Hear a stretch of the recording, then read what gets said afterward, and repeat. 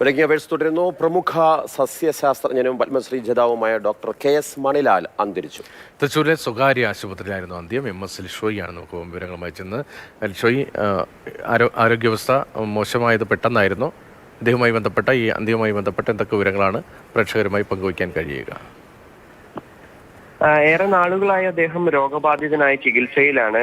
തൃശ്ശൂരിൽ ആണ് അദ്ദേഹം ഇപ്പോൾ കുറച്ച് നാളുകളായി താമസിച്ചിരുന്നത്. തൃശ്ശൂരിലെ സ്വകാര്യ ആശുപത്രിയിൽ വെച്ച് തന്നെയായിരുന്നു അന്ത്യം സംഭവിച്ചത്. രോഗബാധയിൽ ആയി കുറെ നാളുകളായി ചികിത്സയിൽ ആയിരുന്നു.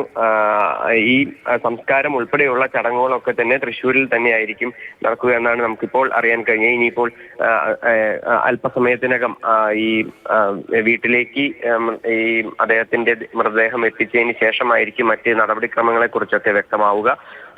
എന്തായാലും രാജ്യം പത്മശ്രീ നൽകി ആദരിച്ച ഒരു വ്യക്തി. അദ്ദേഹം സസ്യസമ്പത്തിനെ കുറിച്ചുള്ള ഹോർത്തൂസ് മലബാറിക്കസ് എന്ന പ്രാചീന ലാറ്റിൻ ഗ്രന്ഥം 50 വർഷത്തെ ഗവേഷണത്തിന്റെ ഫലമായി പിന്നീട് ഇംഗ്ലീഷിലേക്കും മലയാളത്തിലേക്കും ആദ്യമായി വിവർത്തനം ചെയ്ത ഗവേഷകനാണ്. അതിനോടൊപ്പം തന്നെ അദ്ദേഹത്തിന്റെ പുതിയ സസ്യ ഇനങ്ങളെ സംബന്ധിച്ചുള്ള നിരവധിയായ പഠനങ്ങൾ ശാസ്ത്രലോകത്ത് ഏറെ ഗുണകരമായ ഒരു കാര്യമായിരുന്നു. 200-ലേറെ ഗവേഷണ പ്രബന്ധങ്ങൾ പ്രസിദ്ധീകരിച്ചിട്ടുണ്ട് അദ്ദേഹം. 19 ഇനം സസ്യ ഇനങ്ങളെ അദ്ദേഹം ശാസ്ത്രലോകത്തിന് പരിചയപ്പെടുത്തിയിട്ടുമുണ്ട്. അങ്ങനെ വലിയ തോതിൽ കേരളത്തിനും ഇന്ത്യക്കും ഉൾപ്പെടെ ശാസ്ത്രലോകത്തിനുൾപ്പെടെ വലിയ സംഭാവനകൾ നൽകിയ ഒരു വ്യക്തി കൂടിയായിരുന്നു മണിലാൽ. കോഴിക്കോട്ടെയും സൈലന്റ് വാലിയിലെയും അദ്ദേഹത്തിന്റെ നേതൃത്വത്തിൽ നടന്ന വർഷങ്ങളോളം നീണ്ടുനിന്ന പ്രകൃതിയുമായും സസ്യങ്ങളുമായും സസ്യവൈവിധ്യങ്ങളെ കുറിച്ചും ഒക്കെ നടത്തിയ പഠനം ഏറെ പ്രസിദ്ധമാണ്.